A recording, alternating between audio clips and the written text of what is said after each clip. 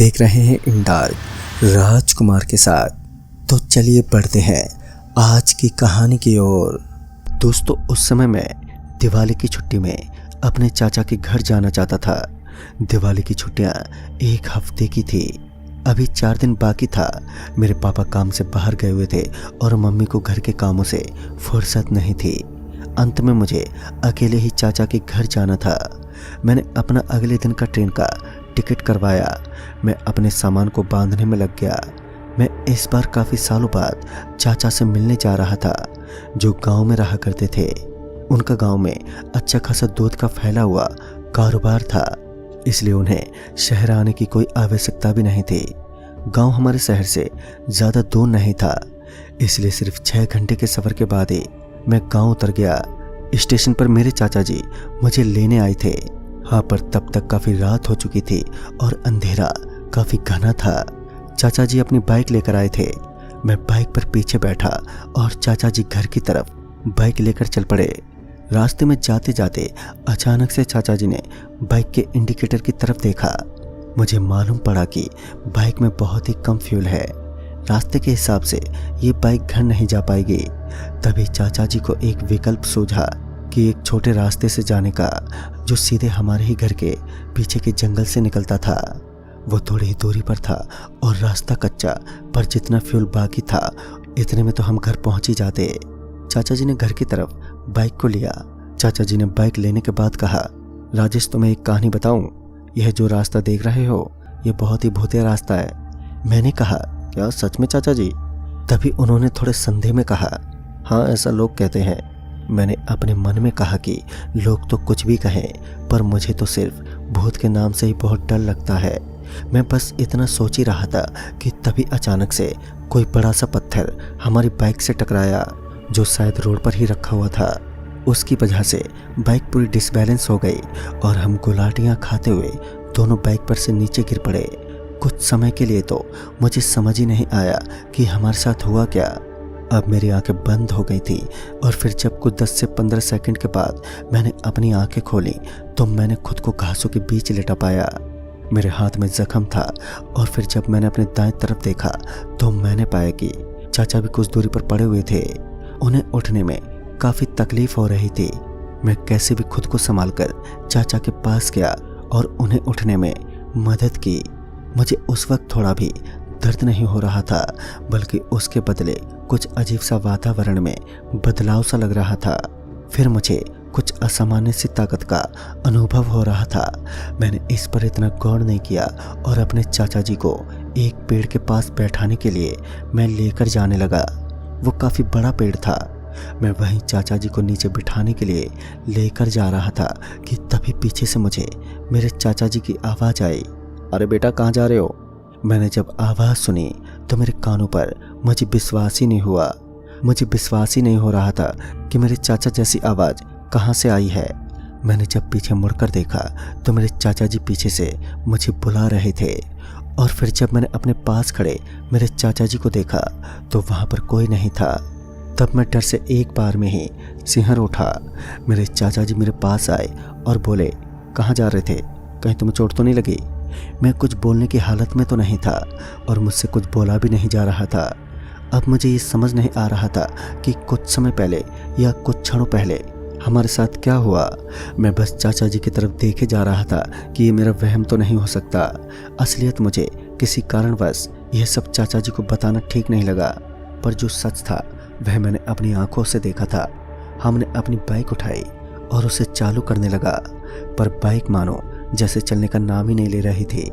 काफ़ी बार किक मारने के बाद जाकर बाइक शुरू हुई और जैसे ही हम बाइक पर बैठे मुझे ऐसा अनुभव हुआ कि कोई पीछे से चलकर मेरी तरफ आ रहा है। बाइक जब तक चालू हो गई और हम थोड़ा आगे निकल गए, जब मैंने पीछे मुड़कर देखा तो मेरी आंखें फटी की फटी रह गईं, क्योंकि एक व्यक्ति उसी रास्ते को पार करके जा रहा था। उस व्यक्ति ने हूबहू मेरे चाचा जैसे कपड़े पहने हुए थे। वह अपनी मुंडी मेरी तरफ करके चलता आ रहा था। उसके चेहरे पर कोई भी आव भाव नहीं थे। उसने मेरी तरफ भी नहीं देखा और चलते चलते रास्ते को पार कर लिया। यह सब देखने के बाद मानो मेरा दिल अपनी पूरी गति पर धड़कने लग गया था।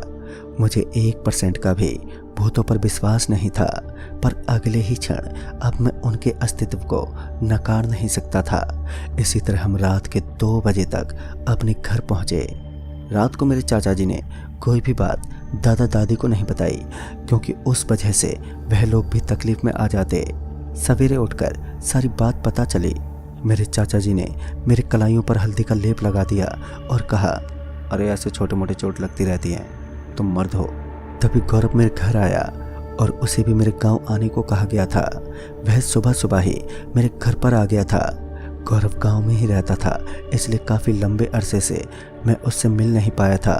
तभी मैंने सोचा था मैं आज का पूरा दिन गौरव के साथ ही बिताऊंगा। मुझे उस हादसे के बारे में भी गौरव को बताना था। मैं पूरा दिन गौरव के साथ ही खेलता रहा और रात को घर वापस आ गया। पर इन्हीं सब चीज़ों में मैं गौरव से उस रास्ते के बारे में पूछना ही भूल गया। फिर मैंने एक बार गौरव के दादाजी से रास्ते के बारे में बात करने की बहुत कोशिश की, पर उन्होंने कुछ कहकर बात को नकार दिया।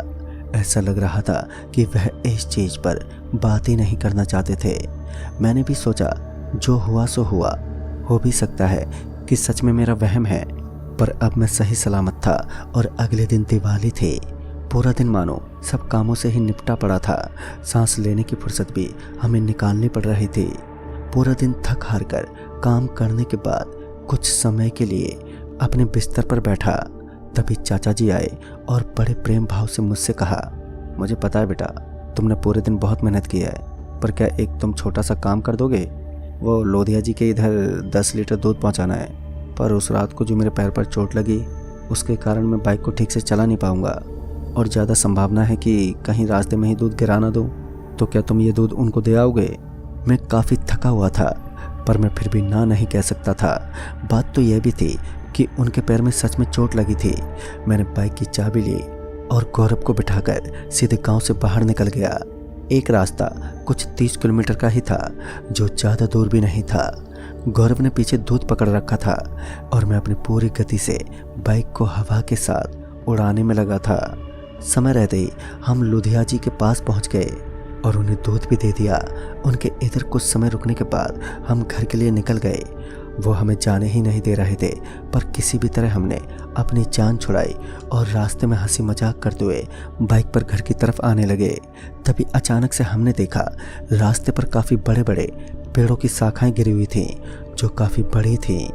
अब यह हमारे लिए एक समस्या थी कि हम यहाँ से कैसे जाएं। जाना तो हमें इसी रास्ते से था, इसलिए जब मैंने उसे उठाने की कोशिश की तो मानो उस समय मुझे अपने बल का पुनः आभास हुआ। वह पेड़ उठना तो दूर, अपनी जगह से हिला भी नहीं। हमें ये बात समझ नहीं आ रही थी कि किसने रास्ते पर इतने बड़े बड़े पेड़ों की शाखाएं रखी हुई हैं।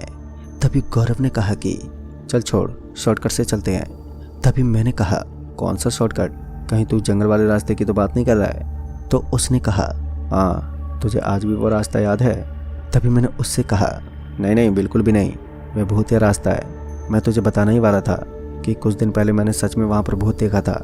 तो उसने कहा, अरे तुम शहर वाले हो और इन चीज़ों को तो अब हम गांव वाले भी नहीं मानते, तो यार तुम लोग कैसे मान रहे हो? तभी मैंने कहा, मानना ना मानना किसी के बस में नहीं है, तुम मानो या ना मानो, पर वहाँ पर सच में भूत है, मैंने अपनी आंखों से देखा है। तभी काफ़ी समय तक ऐसे ही बात चलती रही। तभी गौरव जोर से तेज में चिल्लाया और कहा, अबे तेरे पास कोई और रास्ता है घर जाने का? अब मैं कुछ इसके बदले कह भी नहीं सकता था, क्योंकि सच में कोई और घर जाने का रास्ता भी नहीं था। मैंने हामी भरी और हम लोग अपने घर की तरफ उस शॉर्टकट वाले रास्ते से जाने लगे थे। जाते समय मेरे अंदर अलग सी बेचैनी का भाव प्रकट होता दिख रहा था। मुझे अजीब सी घुटन जैसी वहाँ पर महसूस हो रही थी। हम रास्ते पर पहुँचे ही थे कि सामने एक सफ़ेद चादर ओढ़ी एक औरत हमें रास्ते में दिखाई पड़ी। इसे देखकर मानो मैं बुरी तरह से डर से कांपने लगा। अब मुझे पूरा विश्वास था कि यह वही प्रेत है जो उस दिन मैंने देखी थी। अब गौरव के भी हाव भाव थोड़े बदले हुए जैसे लग रहे थे। उसने हिम्मत करके बाइक को साइड में रोका और उतरकर उसके पास जाने लगा। वहां जाकर गौरव बहुत जोर से हंसने लगा और कहा, अरे डरपोक, यह सिर्फ पुतला है, यह सफ़ेद कपड़ा किसी ने इस पर रख दिया है। फिर मैं भी धीरे धीरे पास बढ़ने लगा और देखा तो सच में वह सिर्फ खेतों में बनाए जाने वाले पुतले जैसा था। उसके ऊपर सफ़ेद कपड़ा रखा हुआ था। तभी गौरव ने कहा, इसी से यहाँ के सब लोगों को डराते हैं। तभी हम पीछे मुड़कर बाइक की तरफ जाने लगे। तभी हमने देखा कि हमारी बाइक वहाँ पर है ही नहीं। मुझे पूरी तरह से याद है कि बाइक पेड़ के नीचे रखी हुई थी, पर मालूम नहीं कि बाइक वहाँ से कहाँ चली गई। और तभी झाड़ियों से बाइक की हॉर्न की आवाज़ आने लगी, जैसे कोई झाड़ियों में बाइक चला रहा हो। और अब मैं थोड़ा सा डर गया था, क्योंकि रात के 9:30 बज रहे थे और यह कोई मजाक भी नहीं था। गौरव पूरी निडरता से झाड़ियों में कूद गई और कुछ ही समय बाद चिल्लाते हुए गौरव झाड़ियों से भागते हुए निकले। जब मैंने उसे निकलते हुए देखा, उसके चेहरे पर काफ़ी चोट के निशान थे, जैसे किसी ने अपने नाखूनों से उसके चेहरे पर दे मारा हो। वो ऐसे डरते हुए चिल्लाकर निकला था कि मैं भी उसे देखकर डर गया और हम दोनों बिना रुके झाड़ियों से दूर रास्ते पर अकेले भागने लगे। गौरव भागते हुए बस यही कह रहा था, रुकना मत, वहाँ पर भूत है। हम दोनों अपनी पूरी तेज़ी से भाग रहे थे और मुझे ऐसा अनुभव हो रहा था कि जैसे कोई पीछे खड़ा हो और सीधे मेरी तरफ भाग रहा हो। मैं अपने पूरे जोर से बस भागे ही जा रहा था। मैंने एक बार गौरव की तरफ देखा तो उसके चेहरे से खून टपक रहा था। उसके कपड़ों पर खून के दाग साफ दिखाई दे रहे थे और वह पूरी तरह से डरा हुआ था। वह मेरे से थोड़ा आगे भाग रहा था और मैंने एक बार पीछे मुड़कर देखा तो जो भयानक दृश्य मुझे दिखाई दिया उसे मैं शब्दों में व्यक्त नहीं कर सकता। एक अजीब सी आकृति वाला जानवर, जिसका पूरा शरीर इंसान जैसा था और चेहरा किसी अजीब से जानवर जैसा, वह हमारी तरफ काफ़ी तेज़ी से भागता आ रहा था। उसके भागने का तरीका भी बहुत अजीब था, जैसे उसकी एक टांग टूटी हुई हो और वह लंगड़ाते हुए हमारी तरफ आ रहा था। उसकी आंखों का गुस्सा साफ साफ मुझे दिखाई दे रहा था और अब मुझे मेरी गलती का एहसास हो रहा था कि इस रास्ते पर क्यों नहीं आना चाहिए। तभी मानो कुछ क्षणों में वह प्रेत पीछे से गायब हो गया। हमें उसके भागने की आवाज़ें भी आनी बंद हो गईं, पर वह अभी गया ही नहीं था। फिर जैसे ही हम एक जगह पर थोड़ा सुस्ताने के लिए रुके तो उसी पेड़ के ऊपर वो प्रेत भी था। हम जंगल से लगभग बाहर ही आ गए थे, पर फिर भी उसका साया हमें छोड़ने का नाम ही नहीं ले रहा था। वो रात भी अमावस की रात थी और सारी की सारी जगह मानो अंधेरी की चादर में लिपटी हुई पड़ी थी। हमें ठीक से रास्ता भी दिखाई नहीं दे रहा था। हमने जैसे उस प्रेत को पेड़ के ऊपर देखा, हम वहां से गिरते पड़ते भागने लगे, पर इस बार मेरा नसीब इतना अच्छा नहीं था।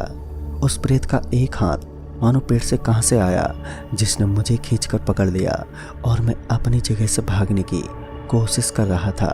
फिर उसके बाद मानो जैसे मैं अपनी जगह पर जम गया था। ऊपर से वह प्रेत धीरे धीरे नीचे आते हुए अब मेरी तरफ बढ़ रहा था। मैं इसे अपनी आंखों के सामने देख पा रहा था। मेरा दोस्त तब तक काफी दूरी तक भाग चुका था, पर तभी जैसे ही वह प्रेत लगभग मेरे करीब आ गया था, ना जाने अजीब सा कोई ऊर्जा का धमाका हुआ। मुझे उसके बाद बस इतना याद है कि मैं बेहोश हो गया था। जब अगले दिन मेरी आंखें खुली तो मैंने खुद को अपने घर पर पाया, जहां काफ़ी सारे लोग मेरे दादाजी समेत मुझे घेर कर खड़े हुए थे। तभी मैंने गौरव के बारे में पूछा और मुझे पता चला कि गौरव भी ठीक है। जब मैंने कल की रात की बात सबको बताई तो उन्होंने कहा कि मैं उन्हें गांव के बाहर पड़ा मिला। मेरे दादाजी ने कहा कि उस रास्ते के बारे में मुझे ठीक तरह से तुम्हें पहले ही बता देना चाहिए था। तभी मैंने कहा कि वह अचानक से जो ऊर्जा आई थी उसी से मेरी जान बची है। उस पर मेरे दादाजी ने कहा कि हमारे गांव के जो आचार्य हैं वह हमारे गांव की सुरक्षा करते हैं, उन्होंने ही तुम्हारी जान बचाई है। अब गलती से भी उस रास्ते से कभी मत जाना। दोस्तों, वह आखिरी दिन था जब मैंने उस रास्ते के उस खौफ को अनुभव किया था। मैंने उस दिन के बाद से उस रास्ते को कभी इस्तेमाल नहीं किया। धीरे धीरे वह रास्ता भी उस जंगल का हिस्सा बन के रह गया और वहाँ पर कोई कभी भी नहीं जाता। तो दोस्तों, इस कहानी में बस इतना ही। तब तक के लिए बाय एंड टेक केयर।